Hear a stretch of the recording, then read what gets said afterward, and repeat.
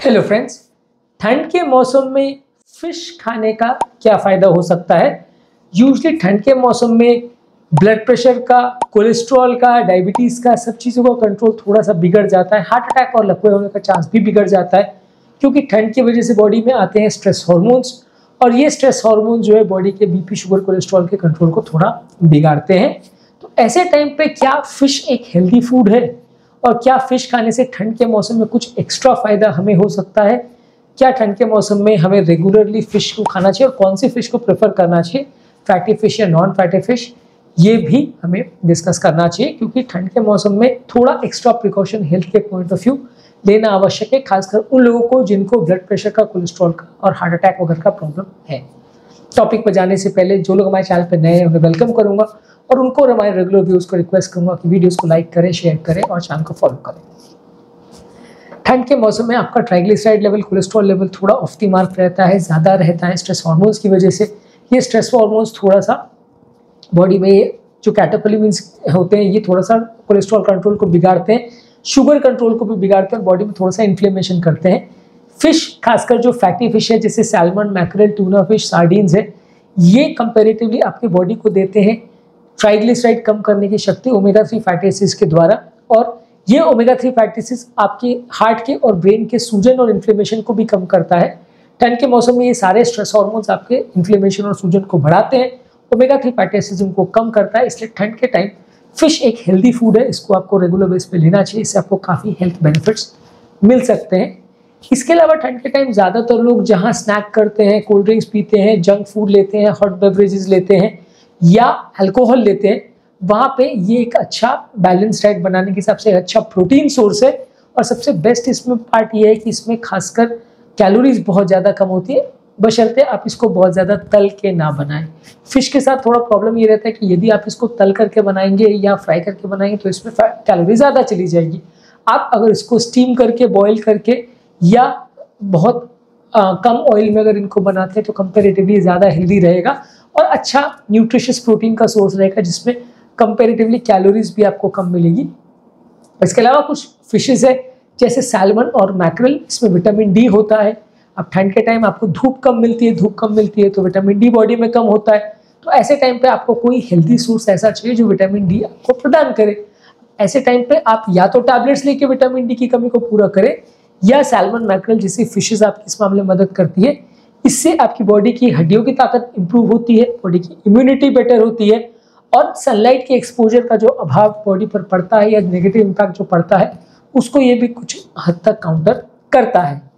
इसके अलावा जो ओमेगा 3 फैटीज है वो ब्रेन का फंक्शन को भी इम्प्रूव करते हैं।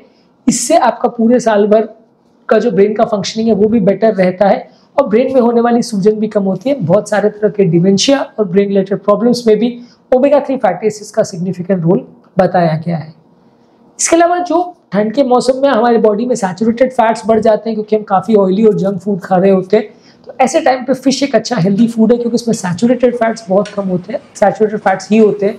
और ये ज़्यादा मात्रा में जब हम लेते हैं तो एक बैलेंस क्रिएट करता है, जिसकी वजह से हमारा ओवरऑल फैट का मेटाबॉलिज्म बिगड़ता नहीं है और बहुत ज़्यादा सैचुरेटेड फैट बॉडी में नहीं जाते, जिससे हमें सिग्निफिकेंट हेल्थ फायदा मिलता है।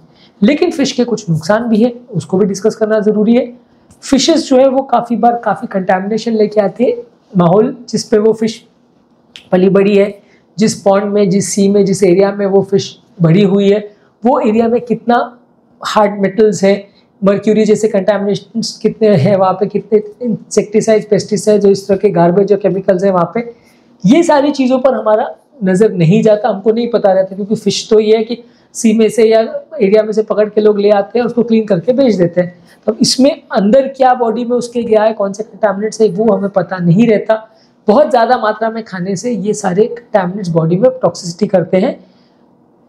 जापान में बहुत साल पहले एक फ़िश रिलेटेड प्रॉब्लम हुआ था कि जहाँ पे फिश का एक्सपोजर मर्क्यूरी से बहुत ज़्यादा हो रहा था, जिसकी वजह से वो फिश खाने वाले लोगों को मर्क्यूरी टॉक्सिसिटी हो गई थी। मर्क्यूरी एक मेटल है जिसको सी में वो एरिया में डंप किया जा रहा था, वहाँ से पकड़ी जाने वाली फिशेस को खाने से लोगों को टॉक्सिसिटी हो गई।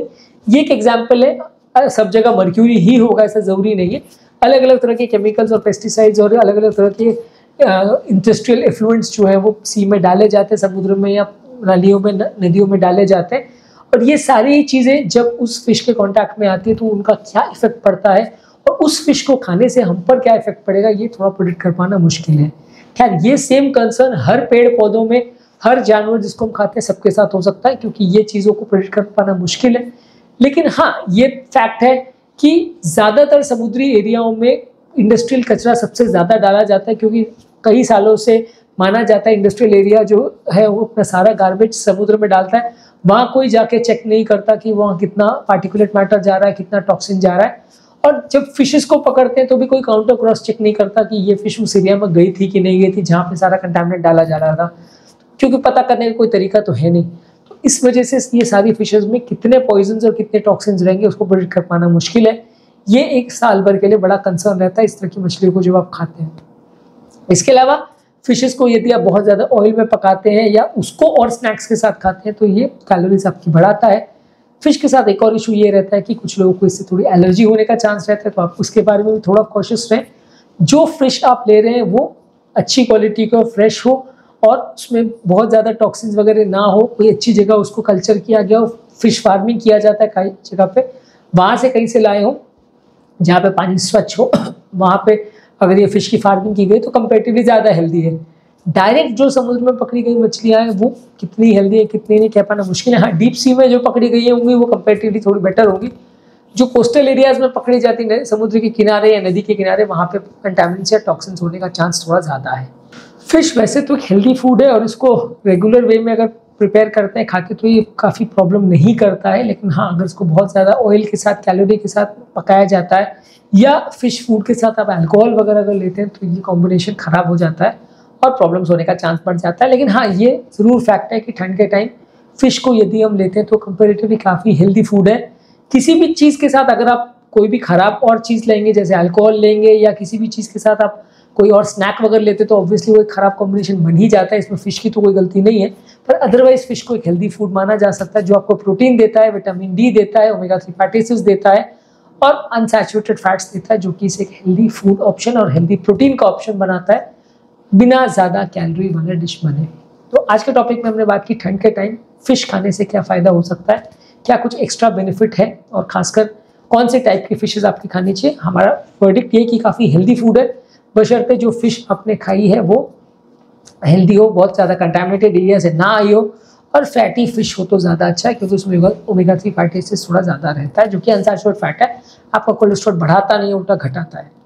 उम्मीद करूँगा कि आज के टॉपिक में कुछ नई बातें जानने को मिली होगी। जो लोग हमारे चैनल पर नए हैं उन्हें वेलकम करूँगा और उनको और हमारे रेगुलर व्यूअर्स को रिक्वेस्ट करूँगा कि वीडियोज़ को रेगुलरली देखें, चैनल को लाइक शेयर करें और वीडियोज़ को अपने फ्रेंड्स और रिलेटिव्स के साथ शेयर करें।